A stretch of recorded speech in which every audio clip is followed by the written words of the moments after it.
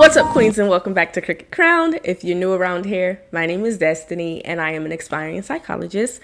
And Cricket Crowned is all about me helping women overcome the mental and emotional obstacles that will keep them from pursuing their goals, their dreams, their visions, and their purpose in this life, all while understanding and loving who they are as individuals, right? So if that sounds good to you, sounds like something you're interested in, go ahead and subscribe because I'll be dropping videos every week, all right? So today we're talking about self-sabotaging, right? And when I say self-sabotaging, I mean destructive behavior that's directed at self, right? So it's things that you do that will destroy you.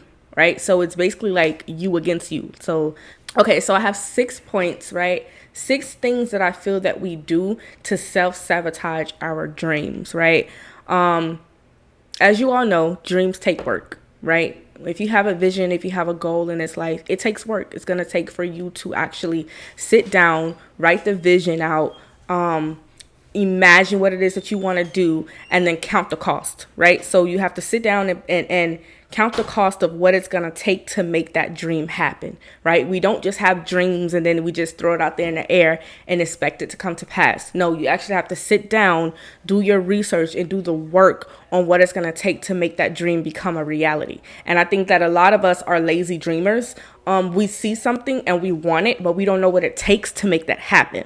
And I think that a lot of us, we're not diligent enough to make our dreams come to pass. And even me speaking for myself, because I've had issues with procrastinating and just not feeling like doing it. You know, as you can see, the proof is on my YouTube channel.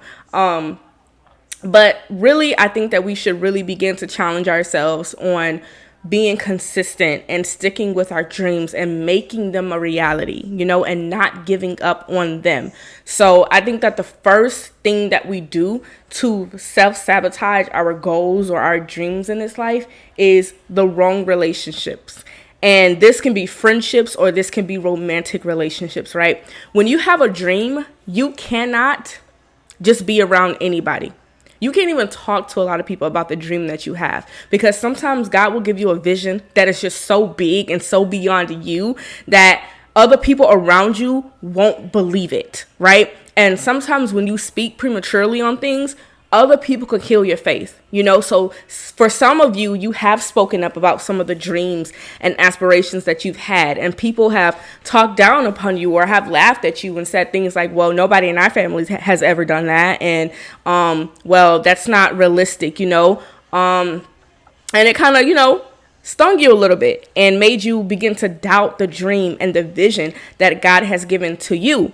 But the point that I want to make is that sometimes you're going to have to be the first one and the only one to believe in what God has given you to do, right? Because it's your job to cultivate that dream. It's your job to make that dream become a reality with the help of God. It's not anybody else's business. It's not anybody else's job to believe in your dream. That's why God gave it to you, because it was a vision for you. And I think that if you begin to believe and you pair that vision with God, then there's nothing that you can't do, because you can do all things through Christ that gives you strength. So the first thing that sabotages your dream, your goals, and your vision is just being around the wrong people, right? Being around people who they ain't trying to go nowhere. They don't have no vision or their dreams for their life. You know, they're still the same. They complain about the same stuff. They do the same stuff. They have the same routines. They're 30, 40 years old and nothing in their life has changed, right? But they want to talk down upon you because you're actually doing something. You ever met somebody like that? Like, I'm doing more than you, but you always have so much more to say. But the thing about that I've realized is that people who are doing more than you don't really have time to talk about you. It's always people that's doing less than you that always has so much to say, right? So I would say begin to get around the right friend circles. Begin to get around people who's going to pray for you and encourage you and motivate you and push you towards your dreams, and people who believe in you and they can see the vision in you. People who even come alongside and help you build that vision. So having the right friendships and even romantic relationships sometimes is so important. Like, I know so many amazing women that have these amazing dreams to do things, but they're connected to a man who don't believe. They don't believe, they talk down upon them, or they don't support them. And we all know that it's important that you have the support of your spouse. right? So I think the second reason why we self-sabotage our goals, dreams, vision, and purpose in this life is because, one, we don't believe or we don't think that we're worthy of it. We don't think that we're worthy of it. I know that for me personally, God has given me such a big vision for my life that sometimes I have to take a step back and be like, God, am I even worthy of this? Like me, like sinful me, like little old me, like raised by a single mom me, like failed relationship me, like like sometimes we don't think that we're worthy of it. And there's a thing in psychology, it's called I can't think of the name right now, but people who actually become successful, they kind of start feeling bad about their success, like they don't deserve it because the people around them are still kind of in the same situation, right? But can I tell you that it's not your responsibility to save everybody. It's your responsibility to save you, right? And how can you help somebody without you being able to help yourself first, right? And I think that sometimes if God gives you the dream, if God gives you the vision, then that means that you're qualified for it. And who am I to argue with God, right? So he called me to do this, not myself. So if God thinks that I'm worthy of it, then I'm worthy of it. And I think it's time for us to drop the low self-esteem and be bold and step into what God has called us to do, whatever that is. If you're an actor, act. If you're a singer, sing. If you're a dancer, dance. If you're an entrepreneur, start businesses. If you're an author, write books. Whatever it is that God has called you to do, you don't need nobody else's approval. You don't need no amen committee. They don't even have to believe in you at this point, right? Do it because God sees that you are worthy of it. And if he sees that you're worthy of it, then you're worthy of it. Don't argue with God. All right. So the third reason why I feel we self-sabotage our dreams is we are afraid to commit. Some people are actually more afraid of succeeding than they are failing, right? Because it's like, okay, dang, what if I do it and it works? Like, what now? Like, more people are afraid of succeeding than they are failing. But I think that it's important that you commit. If you want to see the fruit of anything, you have to be committed, right? I want you to just stop right now and take a look at your life, right?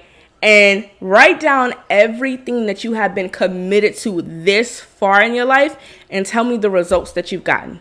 So whether that is negative or positive, whatever you are committed to, you are going to get results from it. So if you are committed to just being negative all the time, trust me, you're getting the results of being negative. If you're committed to exercising every day, you're getting the results of exercising. So whatever it is that you're committed to, that's the fruit that you're going to get. So if you're committed to just going home and laying in a bed and watching TV all day and not doing anything, your finances are suffering. You're committed to that. That's the fruit of what you're doing, right? So I think that it's important that we start being committed to things and that we don't fear being successful and that we don't fear failing, right? Because we want to see the fruits of anything. We know that it takes commitment.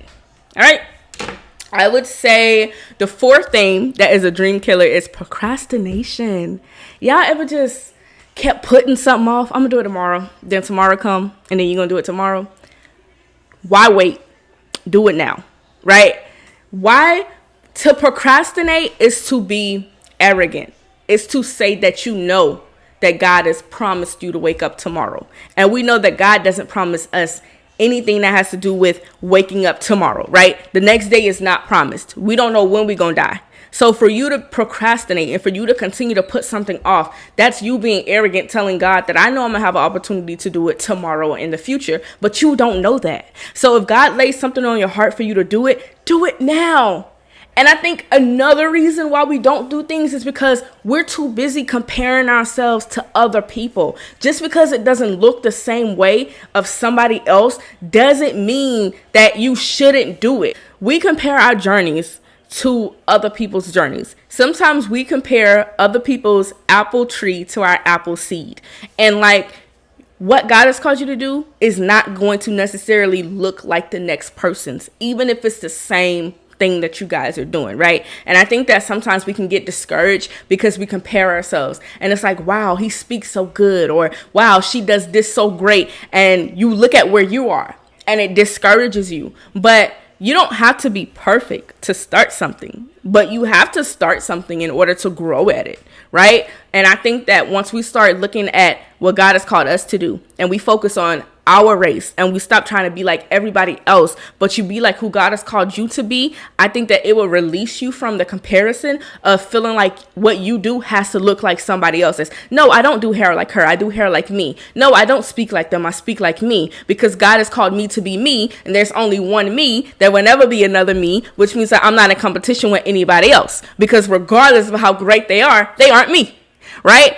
And I think that as we continue to grow confident in ourselves and in the gift that God has given us and in our ability, we will stop looking at other people, right, and comparing ourselves, and be grateful for where it is that God has put us. So, yeah, I just wanted to come and drop those 5 little things that I feel, that I see, that can be destructive to us achieving our goals and our dreams and our vision. You know, like, I really want us to be focused this year. This is year of 2023, right? And I really, really want us to be focused this year. Some of us has been telling ourselves that we're going to do this, we're going to do this, we're going to do this. And year after year is passing. But nothing's going to change until you change. You can't continue to want different results doing the same thing. You know what they call that? Insanity. So some things are going to have to change. You're going to have to get serious about your dreams. You're going to have to get serious about your goals. Nobody's going to push you. Nobody's going to pat you on your back. You got to give yourself your own self that motivation, your own self that strength to get up and to do something different if you want to see something different in your life. If you want to be that generational curse breaker, then you're going to have to do something different. Yeah, it's going to be harder for you because you're the first one to do it. And you don't have a blueprint. You don't have a handout. But trust me, with God, you can do all things. All things that God has given you strength to do, you can do it. And you have the ability to do it. And that's why God trusts you with the vision. He trusts you with the goals, with the purpose, whatever it is that God has given to you. He trusts you for a reason. But you got to get serious about it. Because if you don't put in the work, it's not going to come to pass. And what you don't want to happen is for God to give the vision that he's given to you to somebody else. And you be looking at yourself years down the line in the same predicament saying, dang, I wish I would have done it. So come on, y'all. Let's throw the laziness off, the procrastination, the unbelief, the doubt. Get away from the people who don't believe in you. Get away from the people who are small-minded, and start surrounding yourself around people, places, and things that's going to cater to where it is that you want to go. All right. So that is all I have for you ladies today. And as always, I appreciate you all for tuning in. And on this video helpful, do me a favor, like, share, and subscribe. And as always, be blessed.